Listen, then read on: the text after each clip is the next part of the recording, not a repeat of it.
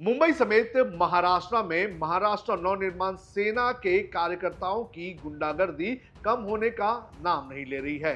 भाषा के नाम पर लगातार वो हिंदी भाषी लोगों को पीटने का काम कर रहे हैं। इतना ही नहीं, ये लोग अब इस स्तर पर आ चुके हैं कि वो हिंदी भाषियों का सार्वजनिक रूप से बहिष्कार करने की भी मांग कर रहे हैं। ताजा मामला सामने आया है मुंबई के विक्रोली इलाके से, जहां पर एक राजस्थानी शख्स की को पीटा गया और उसकी सार्वजनिक तौर पर परेड भी करवाई गई।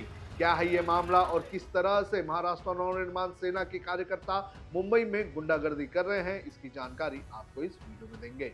नमस्कार, आप देख रहे हैं लोकमत हिंदी। मेरा नाम है सुन कनौजिया। आपको बता दूं कि पिछले कुछ वक्त से लगातार मुंबई समेत महाराष्ट्र के कई हिस्सों में निकाय चुनाव के पहले बड़े पैमाने पर हिंदी बनाम मराठी का विवाद शुरू किया गया है और इसी कड़ी में महाराष्ट्र नवनिर्माण सेना के कार्यकर्ता हिंदी भाषी लोगों को पीटने का काम कर रहे हैं। कुछ दिनों पहले मीरा रोड से एक वीडियो सामने आया था जहां पर राजस्थानी शख्स को पीटा गया था और अब नया मामला सामने आया है मुंबई के विक्रोली इलाके के टैगोर नगर से, जहां पर महाराष्ट्र नवनिर्माण सेना के कार्यकर्ताओं ने एक राजस्थानी शख्स को पीटने का काम किया। इतना ही नहीं, उस शख्स की परेड भी निकाली गई। आप देखिए ये पूरा वीडियो।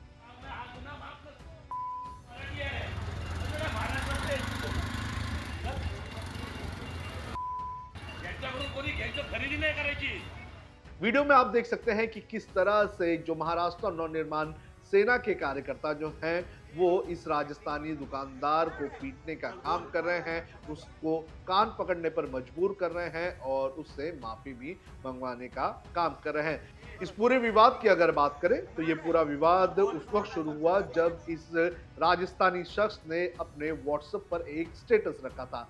इसमें उसने लिखा था कि देख लिया राजस्थानियों की ताकत, हम मारवाड़ी हैं, हमारे सामने किसी की भी नहीं चलती है। और जैसे ही महाराष्ट्र नवनिर्माण सेना के कार्यकर्ताओं ने इस स्टेटस को देखा, उसके बाद ये लोग आक्रामक हो गए और इन लोगों ने इस राजस्थानी शख्स के दुकान पर धावा बोल दिया और उसके बाद घेर कर इस शख्स की पिटाई भी की और इस शख्स को कान पकड़वाकर माफी भी मांगने को लगवा दिया। इन लोगों ने ये भी कहा कि राजस्थान ये जो शख्स है इसकी दुकान का सार्वजनिक तौर पर बहिष्कार करना चाहिए और ऐसे लोगों के दुकान से कोई भी सामान नहीं खरीदनी चाहिए। इतना ही नहीं, महाराष्ट्र नवनिर्माण सेना के ये कार्यकर्ता जो हैं इस शख्स की पिटाई करने के बाद, इसका वीडियो निकालने के बाद इसे पुलिस स्टेशन लेकर गए और इसके खिलाफ शिकायत दर्ज करने की मांग भी की गई।